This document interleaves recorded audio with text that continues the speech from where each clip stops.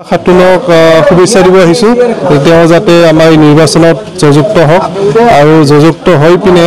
তেওঁ আমাৰ এই কাষ্টগাঁৱৰ যিখিনি অভাৱ অভিযোগ আছে সেইখিনি হৰিক কাম কৰক সেইখিনি কৈ মই তেওঁ কৈ আহি দিছোঁ ৰাইজ দেখিতো যথেষ্ট আশাবাদী জিতিব লাগে আৰু যি নিৰ্বাচনী সভা এই নিৰ্বাচনী সভাত মই নতুন আনন্দিত হৈছোঁ যে ৰহিলা খাতুন 5 নং পুঠিমাৰী গাঁও পঞ্চায়তৰ অন্তৰ্গত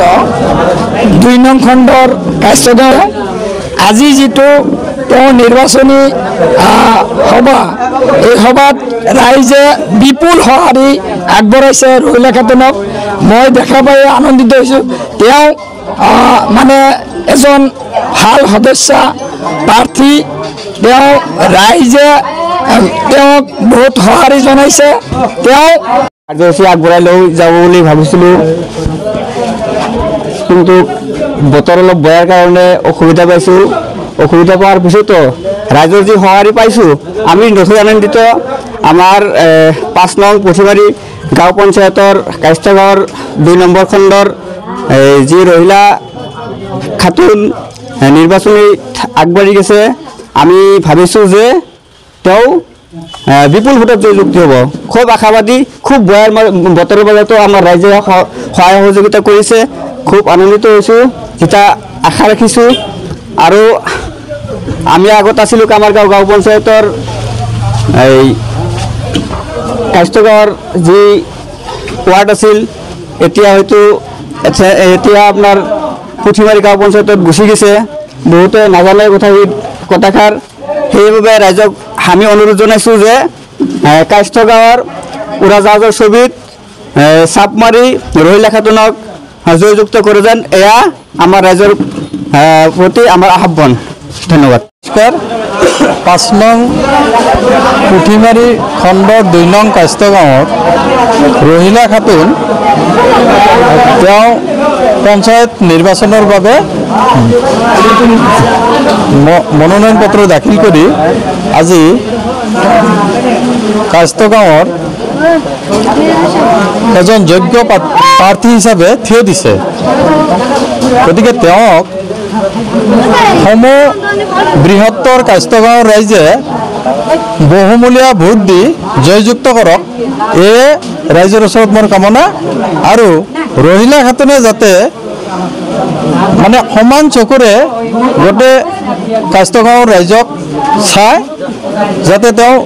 দুখীয়া ৰাইজৰ প্ৰতি সঁহাৰি জনায় তাৰপিছত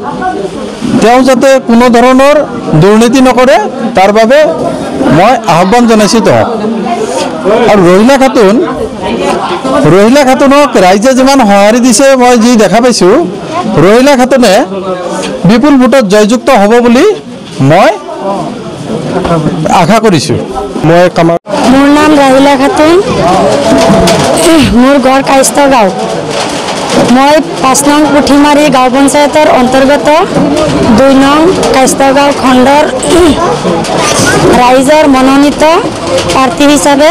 মই প্ৰতিদ্বন্দ্বিতা হৈছোঁ মই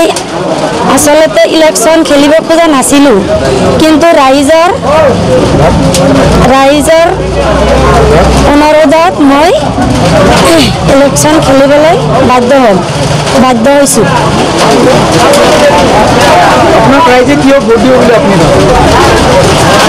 আমাক ভাল পাইছে সেইকাৰণে ৰাইজে আমাক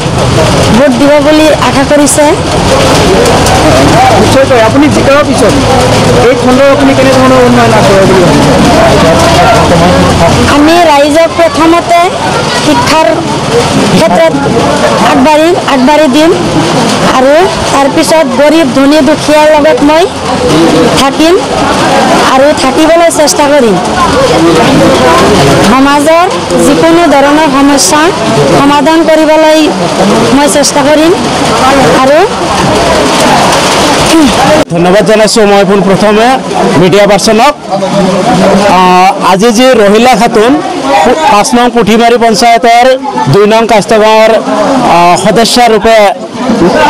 ৰাইজৰ মনোনীত প্ৰাৰ্থী হিচাপে ইলেকশ্যন খেলিব বিচাৰিছে তেখেতলৈ মোৰ এটাই অনুৰোধ তেখেতে যাতে এই অঞ্চলৰ যি সমস্যা প্ৰধানকৈ শিক্ষাৰ সমস্যা শিক্ষাত যাতে তেওঁলোকে তেওঁ ভালদৰে গুৰুত্ব দিয়ে আৰু এই অঞ্চলৰ যি সৰু সুৰা সমস্যা আছে যেনেকৈ ৰাস্তা ঘাটৰ সমস্যা আৰু অন্যান্য সামাজিক যি সমস্যা আছে এই সমস্যাসমূহ যাতে দূৰ কৰাৰ কাৰণে চেষ্টা কৰে তাৰ কাৰণে মই তেখেতক অনুৰোধ জনাইছোঁ আৰু সমূহ ৰাইজলৈ এটাই অনুৰোধ তেখেতক যাতে তেওঁলোকৰ যি বহুমূল্য